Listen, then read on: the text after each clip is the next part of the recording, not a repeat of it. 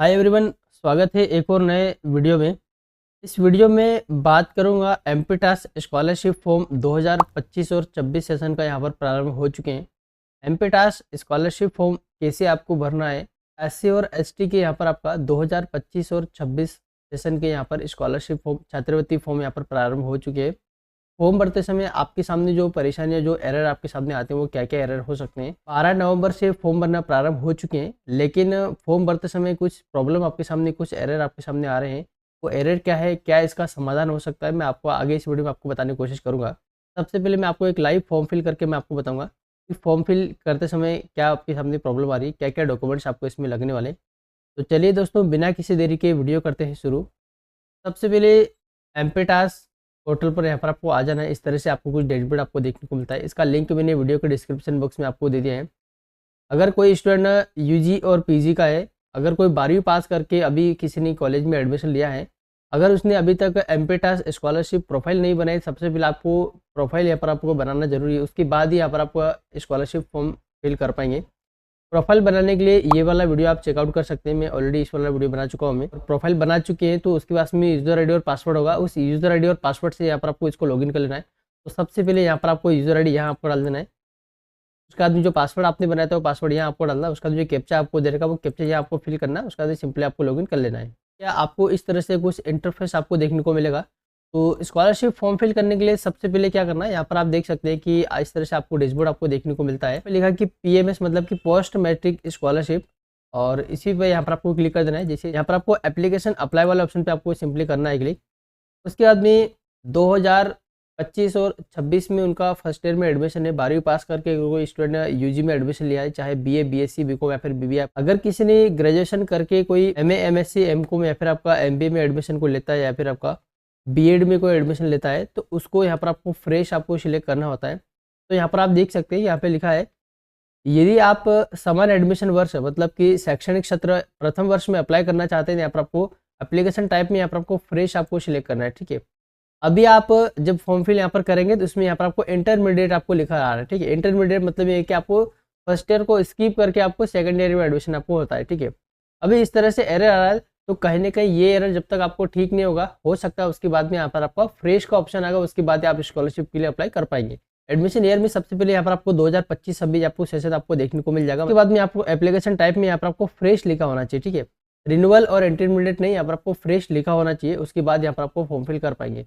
तो अभी फिलहाल के लिए मैं आपको यहाँ पर इंटरमीडिएट आपको सिलेक्ट करके मैं आपको बताऊंगा। जिसका फर्स्ट ईयर में एडमिशन है, चाहे वो फर्स्ट सेम में हो, तो भी यहाँ पर आपको फ्रेश लिखा होगा। उसके बाद यहाँ पर फॉर्म फिल कर पाएंगे। तो इंटरमीडिएट आपको लिखा है, उसके बाद में यहाँ पर आपको कोर्स ईयर में यहाँ पर आपको फर्स्ट ईयर आपको यहाँ पर सिलेक्ट करना है। तो यहाँ पर सक्सेस का मैसेज आपके सामने आ चुका, मतलब कि यहाँ पर फॉर्म भरना प्रारंभ हो चुके हैं। वर्तमान जो शैक्षणिक वर्ष है वो 25-26 यहाँ पर आपको लिखा आना चाहिए। उसके बाद यहाँ पर लिखा है कि गो फॉर अप्लाई। इस पर आप जैसे यहाँ पर क्लिक करेंगे, सबसे पहले यहाँ पर आपका एमपी आपको मध्य प्रदेश आपको सिलेक्ट करना है स्टेट में। उसके बाद में यहाँ पर आपका महाविद्यालय के जिले का चयन, मतलब कि मध्य प्रदेश के अंदर में आपका जो कॉलेज है वो कौन से डिस्ट्रिक्ट में है, वो डिस्ट्रिक्ट यहाँ पर आपको सिलेक्ट करना है। थोड़ा सा आपको वेट करना होता है। महाविद्यालय का नाम यहाँ पर आपको देखना है। ई प्रवेश के थ्रू अगर आपने एडमिशन लिया होगा, तो वहाँ पर आपका एडमिशन जो रिसिप्ट होती है आपके पास में, जिसमें आपका एडमिटेड आपको लिखा होता है। कॉलेज कंफर्म के लिए आपने जो फीस पे करी होती है, उसमें आप कॉलेज का नाम भी होता है। उसी के अंदर में आपका एडमिशन आईडी और एडमिशन डेट भी यहाँ पर आपको मिल जाती है। तो सबसे पहले आपको कॉलेज का नाम यहाँ पर आपको सिलेक्ट कर लेना है।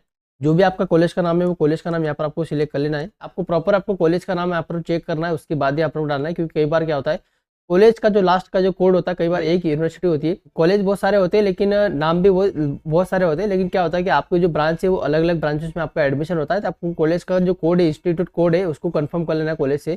कई बार अगर फॉर्म फिल नहीं होता है, आपको इंस्टीट्यूट कोड आपको कंफर्म करना है। उसके बाद यहाँ पर आपको फॉर्म फिल करना है। जो कॉलेज है वो कौन से यूनिवर्सिटी के अंदर में आता है, यूनिवर्सिटी यहाँ पर आपको देखने को मिल जाएगी। उसके बाद में आपका प्रवेश तिथि, मतलब कि आपका एडमिशन डेट और एडमिशन आईडी यहाँ पर आपको लगने वाली है। ठीक है, तो आपकी जो ई प्रवेश की जो रिसिप्ट होगी, इसमें आपका एडमिटेड लिखा होगा। उसकी बात में या तो फिर किसी का अगर बीएड का या फिर कोई एडमिशन हो, या फिर किसी का यूजी का डायरेक्ट कॉलेज के थ्रू एडमिशन हो, तो वहाँ पर आपको कॉलेज के थ्रू आपको एडमिशन आईडी और एडमिशन डेट वहाँ पर आपको मिलेगा। तो एडमिशन डेट यहाँ पर आपको डालना, उसके बाद में एडमिशन आईडी यहाँ आपको डालना। उसके बाद गेट एडमिशन डिटेल वाला ऑप्शन पर क्लिक करना है। यहाँ पर देख सकते हैं कि आपका एडमिशन रिकॉर्ड संबंधित नोडल विभागीय अधिकारी संस्था जिस विभाग के अधीनस्थ है द्वारा अपलोड नहीं किया गया है। तो ये एक तरह से एरर है। ये आपको भी फर्स्ट ईयर में सभी को, लगभग बहुत सारे स्टूडेंट को ये एरर आपको देखने को मिलेगा। यहाँ पर आपको 2-3 प्रकार के एरर हो सकते हैं, लेकिन मैं आपको इसका सॉल्यूशन आपको बताऊं। आपका जो डेटा है वो स्कॉलरशिप पोर्टल पर अभी आपकी कॉलेज की साइट से यहाँ पर अपलोड नहीं किया गया है, अपडेट नहीं किया गया है, इस वजह से ये आपके पास में एरर आ रहा है। वो जब तक इस पोर्टल पर आपका डेटा अपडेट नहीं करेंगे तब तक आपका स्कॉलरशिप फॉर्म फिल नहीं होगा।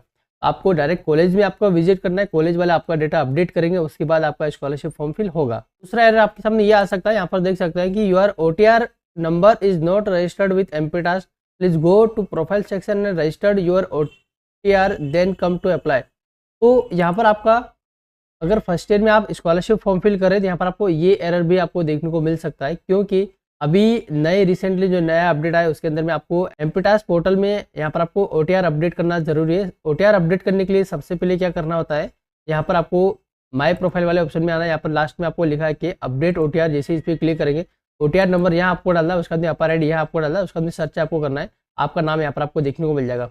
OTR अपडेट कैसे करना ऑलरेडी मैं ये वाला वीडियो में बना चुका हूँ, आप इसको देखकर यहाँ पर आपका इस OTR यहाँ पर अपडेट कर सकते हैं। ये OTR यहाँ पर अपडेट करना जरूरी है, उसके बाद ही आपके सामने यहाँ पर आपका स्कॉलरशिप फॉर्म फिल हो पाएगा। उसके बाद में तीसरा एरर आपके सामने ये भी आ सकता है कि your admission DOB does not match either with profile DOB और MP board, please contact your concern nodal department of help desk.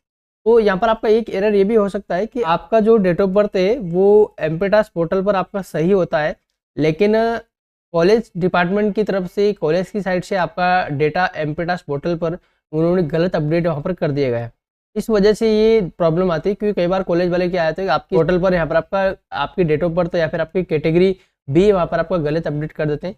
इसके वजह से आपका जो स्कॉलरशिप फॉर्म फिल नहीं हो पाता है। तो ये आपको 2-3 चीज़ें यहाँ पर आपको इस तरह का आपको एरर आते हैं, तो आपको यहाँ पर ध्यान रखना है कि इस एरर का आपको कॉलेज की साइड से यहाँ पर आपको सही करवाना होता है। जब तक स्कॉलरशिप के लिए यहाँ पर आप देख सकते हैं कि आपको फ्रेश यहाँ पर लिखा आएगा, इंटरमीडिएट नहीं आएगा, फ्रेश लिखा आएगा, उसके बाद यहाँ पर आपका स्कॉलरशिप फॉर्म फिल हो पाएगा।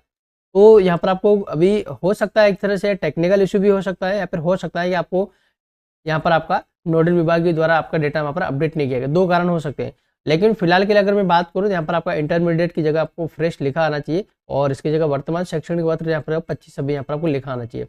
उसके बाद यहाँ पर आपका स्कॉलरशिप फॉर्म फिल हो पाएगा। तो जैसे इसका चालू होता है मैं आपको एक लाइव वीडियो में आपको कंप्लीट वीडियो बताऊंगा कि आपको स्कॉलरशिप फॉर्म फिल कैसे आपको करना है। दोस्तों फिलहाल के लिए इतना ही, वीडियो को शेयर जरूर कर दीजिएगा। मिलते हैं नए किसी और वीडियो के साथ में, तब तक के लिए धन्यवाद। जय हिंद।